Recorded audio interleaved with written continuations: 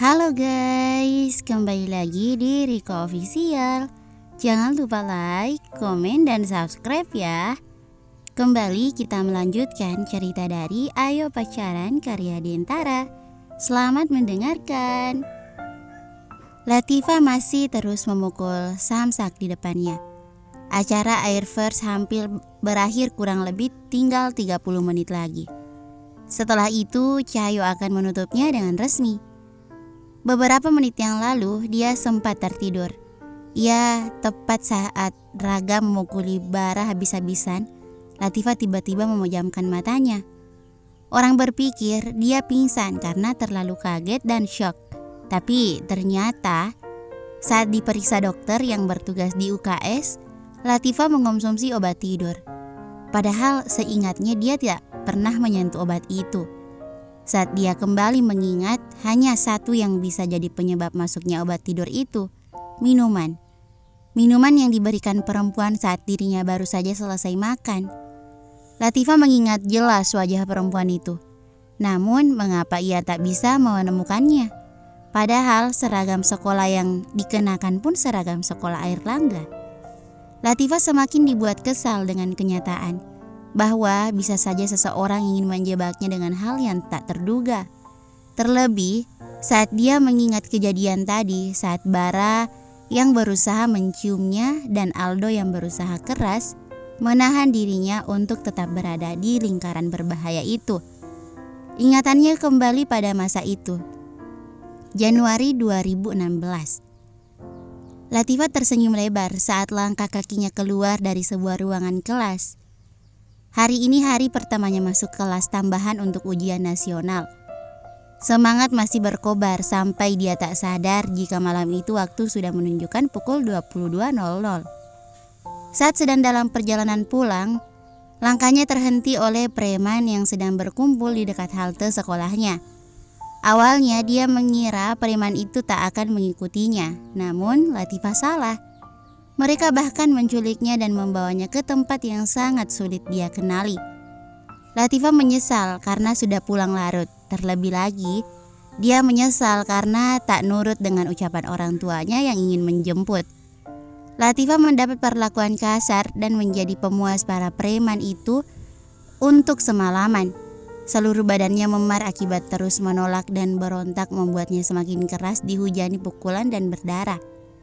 Malam itu merupakan malam yang sangat menakutkan bagi Latifah. Jika saja malam ini kejadian itu kembali terulang, Latifah yakin dia sudah tidak akan sanggup lagi menjalani hidupnya dengan baik. Butuh waktu bertahun-tahun untuk Latifah bisa bangkit dan menghilangkan traumanya dekat dengan lelaki.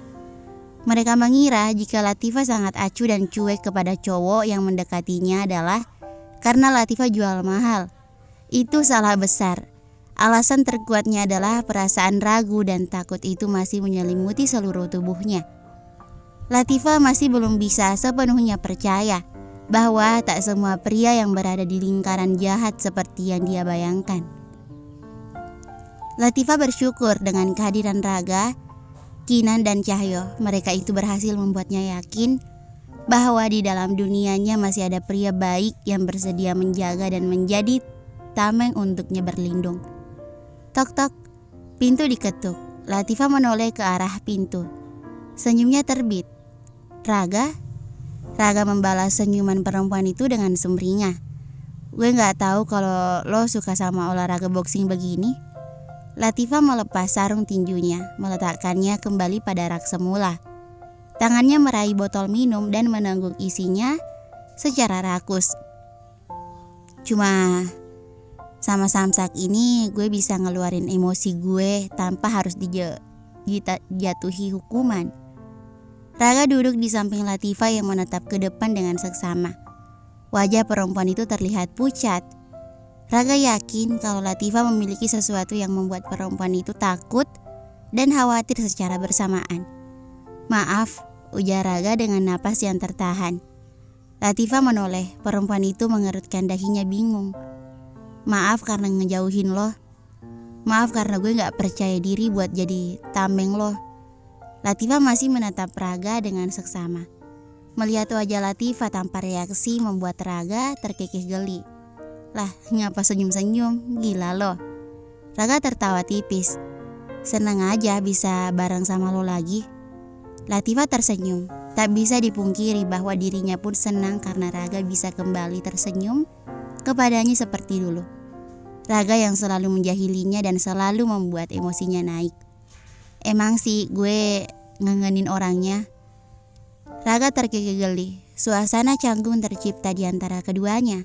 Hanya terdengar suara musik yang samar-samar dari lapangan. Latifah menghela napas panjangnya. Abi apa kabar? Baik kok, kangen ya? Udah lama gak main sama Abi. Latifah mengangguk. Iya, kangen gue. Raga menatap Latifah lekat-lekat. Kekosongan di hatinya beberapa hari ini terobati. Perasaan lega dan tenang hadir kembali saat Latifah berada dalam jangkauannya. Cowok itu meraih tangan kanan Latifah, menautkan jemari mereka menjadi satu. Menggenggamnya seperti peringatan bahwa perempuan itu tak boleh lagi pergi dari luar pengawasannya. Gak, Raga berdeham. Kenapa? Latifah terdiam. Dia ingin meminta bantuan Raga untuk mencari tahu siapa perempuan yang memberinya minuman.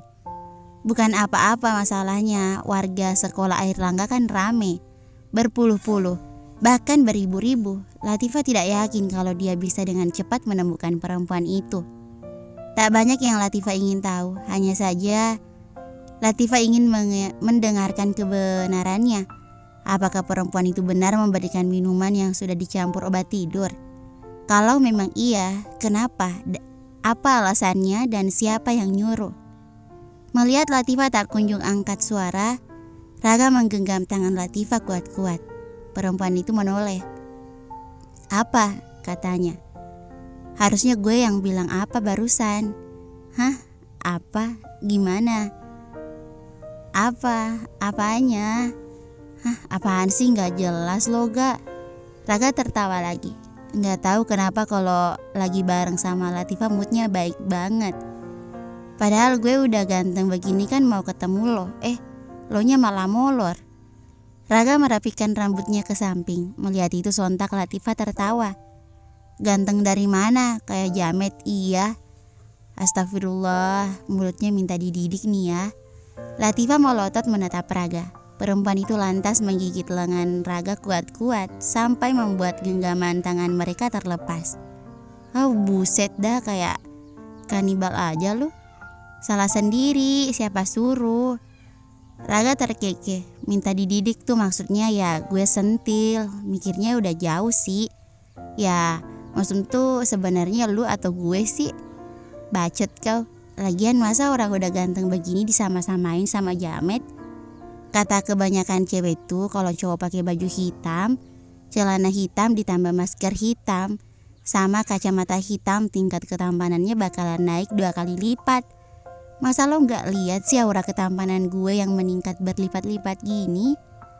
Latifah memutar bola matanya malas. Lah lo mau kelihatan tampan tapi malah jadi kayak orang mau ngelayat. Pakai baju hitam-hitam, gak ada keren-kerennya. Emang cewek ya indera penglihatannya butek. Lo doang Pak. Maklum banget sih gue.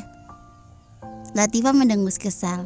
Cewek yang lo maksud itu siapa? Nisa, Kamitana, atau cewek lain yang gue gak kenal dan gak tahu orangnya? Raga tersenyum penuh kemenangan. Ada yang cemburu. Raga mencolek dagu Latifah berkali-kali, membuat perempuan itu semakin merenggut. Ih najis, gue cemburu. Latifah menepis kasar tangan Raga dari dagunya. Aduh gemes banget sih ini. Pengen bawa pulang deh rasanya. Raga jingkrak-jingkrak enggak jelas karena kegirangan. Lo mau gue tendang ya? Coba aja lo kalau 2 kali aja lo siksa gue. Sekali lagi kita jadian gak mau tahu. Raga mengerang kesakitan saat tulang keringnya ditendang bebas oleh Latifah. Di stres. Bentar dah ini mulut gue jadi asin banget, kenapa ya? Latifah terus mengecap indranya itu. Seketika dia ingat, Raga ini keringat lo asin banget. Ya mau muntah gue. Raga tertawa cekikikan. Dia memang keringatan dari tadi karena berlari untuk mencari keberadaan Latifah. Raga juga tak akan menyangka kalau Latifah akan menggigit lengannya dan merasakan keringatnya. Gak apa-apa, kapan lagi kan lo ngerasain keringat orang ganteng? Perdana tuh, dari banyaknya cewek yang deket sama gue, lo doang yang udah pernah ngerasain. Latifah memukul kepala Raga berulang kali. Cowok itu benar-benar berhasil membuat Latifah menjadi dirinya sendiri. Latifah yang cuek, emosian, kasar, dan asal ceplos bisa Latifah lakukan di depan Raga. Seolah cowok itu tak memberi batas apapun untuk Raga. Untuk Latifah, Raga ingin Latifah menjadi diri sendiri, tidak saat seperti bersama Aldo. Latifah berusaha mati-matian buat jaga image agar Aldo tidak ilfil padanya. Bukannya itu melelahkan kan? Saat Latifah masih sibuk memukuli punggungnya, Raga berbalik. Ia menatap Latifah lekat-lekat, menahan kedua tangan Latifah di udara. Perlahan wajahnya maju untuk menatap manik mata perempuannya lebih dekat. Tatapan yang sangat candu dan selalu dia rindukan. Jantung Latifah berdegup 2 kali lebih cepat. Nafasnya tersengal, sekaligus khawatir jika Raga akan melakukan hal yang tidak dia inginkan. Raga tersenyum miring. Latifah, nikah yuk. Latifah mengerjapkan matanya berkali-kali. Hah? Apaan? Raga mendengus pelan. Kita nikah, terus bikin adik buat Abi. Bahagia selamanya deh. Mau gak? Tunggu, lo ngelamar gue? Raga mengangguk dengan ketenangan dan kepercayaan dirinya yang penuh. Ngajak nikah kayak minjem pulpen. Raga tertawa. Kenapa lo mau nolak gue? Takut gak bisa gue nafkahi? Takut jadi gembel? Tenang aja, kalau jadi gembelnya bareng lo mah gue sanggup. Plak. Gak lucu banget sumpah, omongan itu doa tahu. Raga meraih kedua tangan Latifah menggenggamnya erat-erat. Jangan dijawab sekarang, gue gak mau lo jawab karena ngerasa tertekan. Dipikirin aja dulu matang-matang. Gue gak akan pernah pergi ninggalin lo, walaupun lo nolak gue. Gue akan berusaha 2 kali lebih besar lagi dari ini. Latifah tersentuh. Belum pernah dia mendapat perlakuan yang mengejutkan seperti ini. Raga memang berbeda, dia tak akan berani menyentuh dirinya lebih jauh. Raga selalu mengerti bagaimana moodnya. Raga juga cowok pertama yang bertahan lama untuk mendekatinya. Biasanya setelah Latifah tolak sekali, cowok lain akan kabur dan tak lagi menemuinya. Tapi Raga, setiap hari ditolak, setiap hari dimaki-maki, dia tetap saja bertahan. Latifah tersenyum, dia masuk ke dalam dekapan Raga, memeluk pemuda di depannya dengan perasaan yang tulus. Kita jalanin dulu aja ya. Jangan buru-buru nikah. Kita masih remaja. Gue takut hal yang gak seharusnya terjadi malah kejadian di waktu kita udah mengucap janji bersama selamanya. Raga membalas pelukan Latifah.